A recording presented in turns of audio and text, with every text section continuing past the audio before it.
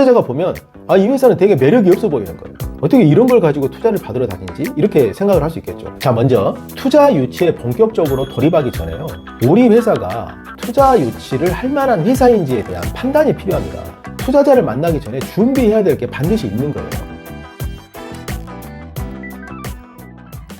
안녕하세요. 유니콘 빌더 장 대표입니다. 장요빌은 스타트업 창업과 엔젤 투자로 인생을 바꿀 수 있는 기회를 제공하는 유튜브 채널입니다. 2022년 하반기부터 금리가 인상되면서 이 투자 시장에 엄청난 충격파를 던지고 있습니다. 특히 비상장 벤처 투자 분야에서도요, 신규 투자가 이루어지지 않아서 수많은 기업들이 고통을 겪고 있습니다. 그리고 어떤 회사들은 투자 유치에 실패해서 감원을 하거나 또는 회사가 폐업을 하는 그런 일까지 벌어지고 있습니다. 자, 이런 상황에서도 불구하고 초기 스타트업 투자 시장은 아직 견고하게 진행되고 있다고 합니다.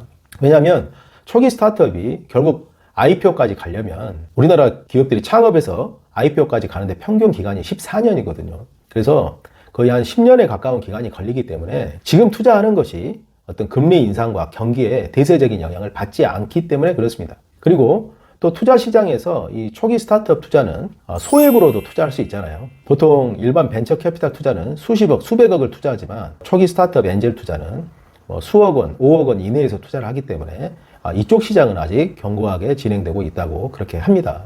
이 영상을 보고 계시는 스타트업 대표님들은 정말 투자 유치에 관심이 많으실 거예요.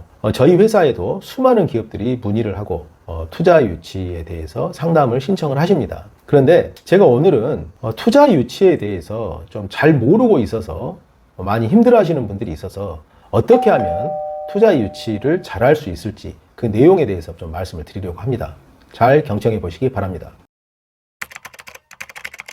자, 먼저 투자 유치에 본격적으로 돌입하기 전에요, 우리 회사가 투자 유치를 할 만한 회사인지에 대한 판단이 필요합니다. 우리 회사가 하고 있는 사업, 그리고 우리 회사가 하고 있는 제품, 그리고 우리 회사 사업의 모양, 이런 것들이 투자자가 좋아할 만한 회사인지에 대한 판단도 필요하고요. 그리고 투자자가 투자할 단계인지에 대한 판단도 필요해요. 자, 이런 것들에 대한 판단 없이 그저 투자자들을 만나서 제안을 하다 보면 그 투자자가 선호하는 기업과 이 기업이 맞지 않아서 투자 유치가 성사되지 않는 경우가 대부분입니다. 우리가 그냥 구걸하는 거 아니잖아요. 돈 달라고 구걸하는 거 아니잖아요. 투자자는 우리 회사에 투자를 해서 지분을 가져가고 우리 회사가 잘 됐을 때 본인이 투자한 금액보다 훨씬 높은 수익을 얻기를 희망할 겁니다. 그리고 우리는 내가 사업을 성공시킬 수 있는 어떤 전략과 목표가 분명히 있는데 투자자가 우리 회사에 투자만 해주면 저 사람은 돈을 벌 것 같아요.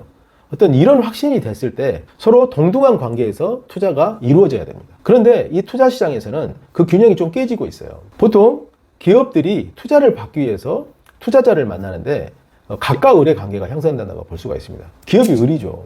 투자자를 만나서 열심히 IR을 하는데 잘 안 되는 경우들이 많습니다. 자, 그래서 내가 투자를 받을 만한 준비가 되어 있는지 그게 먼저 정립이 되고, 그리고 우리 회사와 맞는 투자자를 찾아서 투자 제안을 해야지 투자 성사율이 높은 겁니다. 자, 만약에 그런 준비가 안 돼 있을 때, 그렇게 해서 투자자를 만났을 때 어떤 일이 생기냐면요, 내가 일단 우리 사업에 대해서 정확한 정립이 안 돼 있고 사업 계획서가 잘 안 만들어져 있어요.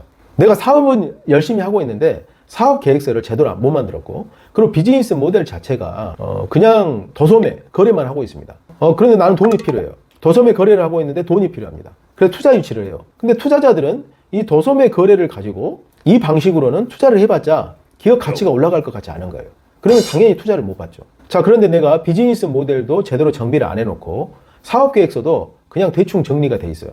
그런 자료를 가지고 투자자를 만나러 다닙니다. 투자자가 보면 이 회사는 되게 매력이 없어 보이는 거예요. 어떻게 이런 걸 가지고 투자를 받으러 다니지? 이렇게 생각을 할 수 있겠죠. 자, 그런 기업들은 투자자를 만나기 위해서 열심히 노력을 하나 투자자하고 첫 만남에서 실망감을 안겨주면서 그 다음 미팅 자체가 안 만들어지는 경우가 대부분입니다. 자, 그런 경우에 투자자를 먼저 만나는 게 중요할까요? 그렇지 않습니다. 비즈니스 모델을 정비하고 투자자들이 좋아할 만한 사업으로 사업 계획서를 만들어내는 게 정말 중요한 거죠. 또 이런 경우도 있습니다.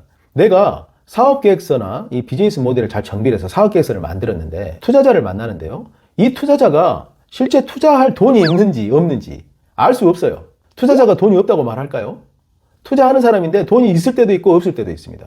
예를 들어서 벤처 캐피탈 같은 경우에는 펀드라는 게 있죠. 이 펀드가 신규로 결성이 되어야지 투자를 할 수 있습니다. 또는 이 가지고 있는 펀드가 투자할 수 있는 어떤 산업의 섹터가 정해져 있는 경우도 있고요. 대상 청년 창업을 지원하는 어떤 펀드라든가 성격이 특성이 정해져 있는 경우도 있습니다.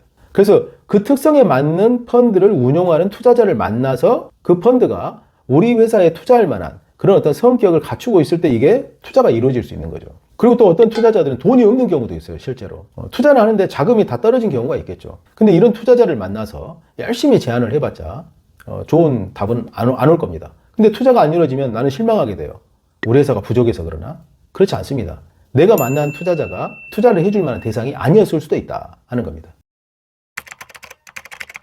자, 이처럼 내가 정확히 준비가 안 돼 있고 투자를 받을 준비가 안 돼 있고 내가 만날 투자자를 특별하게 정하지 않은 상태에서 준비되지 않은 상태에서 투자자를 막 만나다 보면 어떤 일이 벌어지냐면 창업가가 해야 할 일은 사업에 집중해야 되는 거잖아요. 사업을 열심히 해서 매출을 만들어내고 성과를 만들어내야 됩니다. 그거 정말 열심히 해도 될까 말까 하거든요. 그런데 그걸 하지 않고 자금이 필요하기 때문에 그건 뒷전으로 밀어놓고 투자자를 만나서 자금을 모으는 데 집중을 하게 됩니다.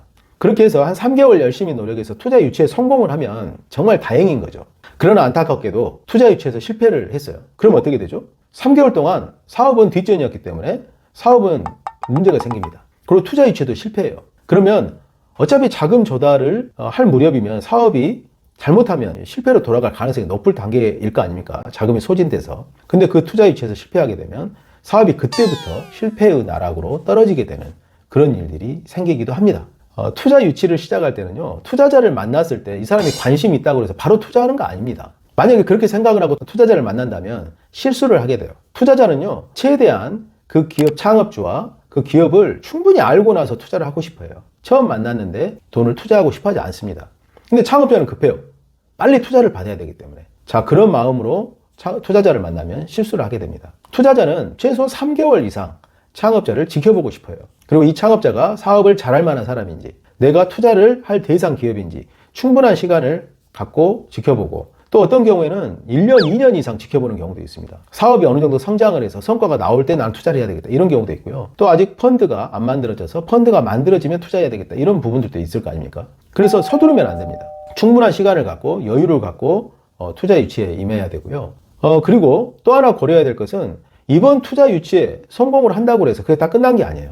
이번 투자 유치에 성공을 해서 우리가 1단계 성장을 이뤄내겠지만 그 다음 후속 투자도 성공을 해야 돼요. 그래서 투자 유치에 임할 때는 지속적인 펀딩을 할 수 있는 그런 계획을 가지고 해야 됩니다. 그런 전략을 가지고 해야 돼요. 만약에 후속 펀딩에서 실패를 하게 되면 그 또한 사업에서 실패하게 되는 원인이 되기도 합니다. 자, 그래서 이런 부분들을 아주 잘 아는 창업자분들도 계시고요. 그런데 대부분의 창업자분들이 잘 모르십니다. 먼저 우리 회사가 투자를 받을 만한 그런 토대가 만들어져 있는지 이걸 판단하지도 못하고요. 그리고 우리 회사의 사업 모델과 사업 계획이 투자자들이 투자할 만한 모델인지 이런 것에 대한 판단도 하지 못합니다. 그래서 저희 알토란 벤처스에서 창업자분들께 도움을 드리기 위해서 투자 유치 성공 가능성 진단이라는 프로그램을 무료로 진행을 해드리고 있습니다. 투자 유치 가능성 진단은 총 40문항으로 구성이 되어 있어요. 그래서 6가지 지표를 가지고 창업자의 사업 역량을 평가를 해드립니다. 저희 자체적인 모델로 평가를 하는데요. 근데 이 평가를 받아보신 분들이 본인 회사하고 되게 맞다고 말씀들을 해주시더라고요. 그래서 어느 정도는 맞는 것 같아요. 일단 투자 유치 가능성 진단을 통해서 우리 회사의 부족한 점이 뭐고 어떻게 보완을 하면 좋을지 이런 부분을 저희 컨설턴트가 자문을 해드려요. 그래서 그 내용을 보시고 어떻게 해야 투자 유치에 성공할 수 있을지 방향을 잡고 그 실행 방법들을 찾을 수 있게 될 겁니다. 그 자세한 내용은 저희가 비즈뱅이라는 창업가들을 위한 강의와 코칭 그리고 비즈니스 템플릿 서비스를 제공하는 사이트를 시범적으로 개설을 했습니다. 그래서 이 사이트를 이제 앞으로 계속 발전시켜 나갈 건데요. 비즈뱅 사이트에 들어가시면 투자 유치 가능성 진단 서비스가 있어요. 거기에 들어가셔서 우리 회사의 투자 유치 가능성을 한번 점검을 해보시기 바랍니다. 그리고 어떤 전략적으로 투자 유치를 할 수 있는 그런 방법들을 찾아보시기 바랍니다. 자, 오늘은 이것으로 마치겠습니다. 감사합니다.